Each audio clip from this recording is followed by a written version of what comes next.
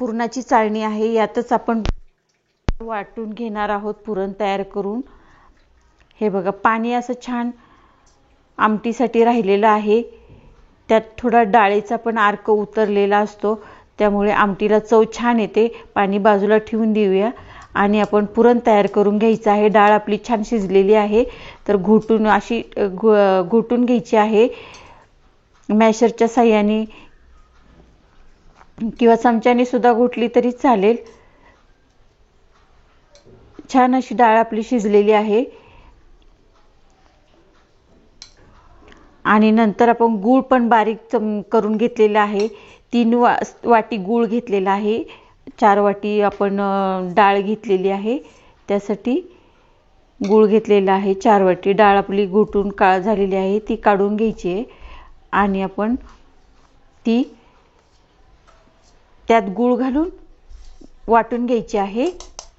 चला तर मग आपण आपली आता डाळ वाटून घेऊयात। सर्व डाळ वाटून घ्यायची आहे चाळणीमध्ये ठेवून।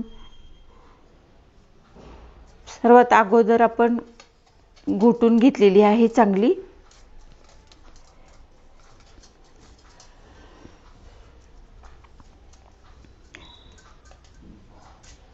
पुरणपोळी मऊ होते व छान लागते। अशा प्रकारे डाळ शिजवून घेतली आणि घोटून बारीक करून चाळणीने वाटून घ्यायची आहे। दुसरीकडे आपण गूळ पण बारीक करून ठेवलेला आहे। अगोदर सर्व डाळ आपली वाटून घ्यायची आहे। बघू शकता तुम्ही, अशा प्रकारे आपली सर्व डाळ वाटून झालेली आहे आणि त्यामध्ये आपण 3 वाट्या गूळ घातलेला आहे। गूळ बारीक करून घेतलेला होता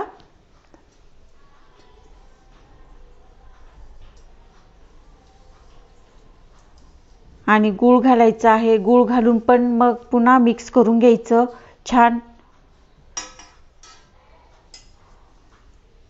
बघू शकता तुम्ही किती छान रंग आलेला आहे, पुरणाचा वास पण छान येतोय। पोळ्या पण तशाच छान अशा कापसासारख्या मऊ मऊ होतात आणि जिभेवर टाकताच विरघळतात, अशा पुरणपोळ्या तयार होतात। अशा प्रकारे तुम्ही जर पुरणपोळी करून बघितली तर नक्कीच तुमची पुरणपोळी छान आणि होणारच मऊसूत, आणि पुन्हा पुन्हा तुम्ही प्रत्येक सणाला पुरणपोळी आवर्जून कराल। अशा प्रकारे आपलं सर्व पुरण बारीक करून गूळ मिक्स करून झालेला आहे। आता गॅस चालू करायचा आहे आणि परतून घ्यायचंय चांगलं पुरण, छान असं परतून घ्यायचंय, म्हणजे आपलं पुरण पण पुन्हा छान असं शिजतं आणि गूळ पण आपला त्यात पूर्ण सगळ्या डाळीमध्ये विरघळतो आणि त्याची चव अजून छान लागते। थोडंसं जसं जसं गूळ पातळ होईल विरघळेल तसं पुरण पातळ व्हायला सुरुवात होते आणि आपली डाळ पण खूप छान अशी शिजलेली होती। हे बघा, बघू शकता तुम्ही, थोडं पातळ झाले मिश्रण आणि हलवत राहायचंय, सारखं त्याला हलवत राहायचंय, छान परतून घ्यायचं आहे। कढई जाड घ्यायची त्यासाठी, त्यामुळे पुरण आपलं छान परतल्या जातं व खाली लागत नाही। अशा प्रकारे कापसासारखं मऊ मऊ पुरण तयार होतं आणि त्याच्या पोळ्या पण छानच होतात, खूपच छान होतात। बघू शकता तुम्ही पुरण किती छान परतून झालेलं आहे। पुरण परतून झालेलं कसं आपण समजायचं की त्यात अशी उलटणी आहे ना, तर ती अशी उभी राहिली की आपलं पुरण पूर्णपणे चांगलं शिजवून झालेलं आहे आणि परतून झालेलं आहे। बघू शकता, वास तर खूपच छान येतोय आणि पुरण पण छान आपलं कोरडं कोरडं झालेलं आहे। हे बघा, त्यात उलटणी अशी उभी राहिली की परतून झालेलं आहे असं समजायचं आपलं पुरण आपलं परतून झालेलं आहे। यानंतर आपल्याला गॅस बंद करायचा आहे।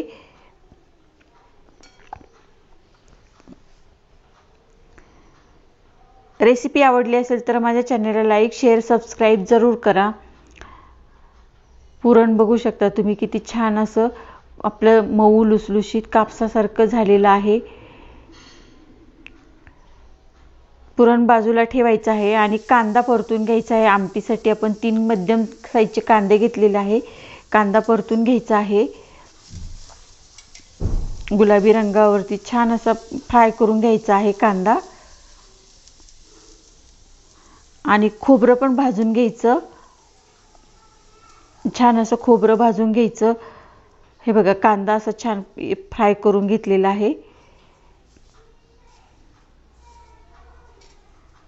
कांदा जरा चांगला फ्राय करून झाला की आमटीची चव पण छान येते। त्यानंतर खोबरं बारीक करून झालेलं आहे, त्यात आपण थोडा लसूण घालायचा आहे। आता आपण कणिक मळून घ्यायची आहे। 3 वाट्या कणिक घेतलेली आहे आपण, ती मगाशी चाळून घेतलेली, ती आपण आधी मळून ठेवायची आहे। अगोदर मळून ठेवली की ती पोळ्या करायला खूप छान भिजतं पीठ आणि पोळ्या पण मऊ छान होतात। पीठ आपलं चाळून घेतलेलं होतं त्यामुळे। साधारण 4 वाट्या कणिक घेतलेली आहे आणि आता ती मी मळून घेणार आहे। मीठ घातलेलं आहे चवीनुसार, छान अशी मळून घ्यायची आहे। घट्टसरच गोळा करायचा आहे, जास्त पातळ पण नाही करायची पीठ आपण, कारण ते पाण्यामध्ये आपण भिजत ठेवणार आहोत। हे बघा असं घट्टसर गोळा तयार करून त्यात 2 ग्लास पाणी घ्यायचंय आणि तो गोळा त्यात अर्धा ते 1 तासभर मुरू द्यायचा, भिजून द्यायचा। गोळा त्यात पाण्यामध्ये बुडला पाहिजे। छान अशा पोळ्या छान मऊ होतात याने। आणि पीठ आपलं भिजत ठेवून देऊयात बाजूला। त्यानंतर आपण भजी करण्याची तयारी करूया। आपण भजी मक्याची कणिसाची भजी तयार करणार आहोत। 1 कणीस घेतलेलं आहे, ते सोलून घ्यायचं आहे, त्याचे दाणे काढून घेतलेले आहेत, ते बाजूला ठेवून देऊयात। आमटीचा मसाला तयार करून घ्यायचा आहे। लसूण घातलाय, कढीपत्ता घातलेला आहे, थोडी कोथिंबीर घातलेली आहे। त्यानंतर लसूण घालायचा आहे, हळद घालायची आहे, लाल तिखट 1 चमचा आणि गोडा मसाला 1 चमचा घेतलेला आहे, तो घालायचा आहे। आणि अर्धा चमचा ओवा घेतलेला आहे, तो हातावर चोळून घालायचा आहे। ओव्याने छान अशी चव येते आमटीला। आमच्याकडे आम्ही याला सार म्हणतो। वाटून घ्यायचं आहे, तर कढईमध्ये पातेल्यात तेल घ्यायचं आहे आणि तेल गरम झालं की आपला कढीपत्ता टाकायचा आहे फोडणीला। छान कढीपत्त्याचा खूप छान वास येतो, आमटीला चव छान येते कढीपत्त्याने। परतून घ्यायचा आहे छान तेलावरती कढीपत्ता। त्यानंतर आपण वाट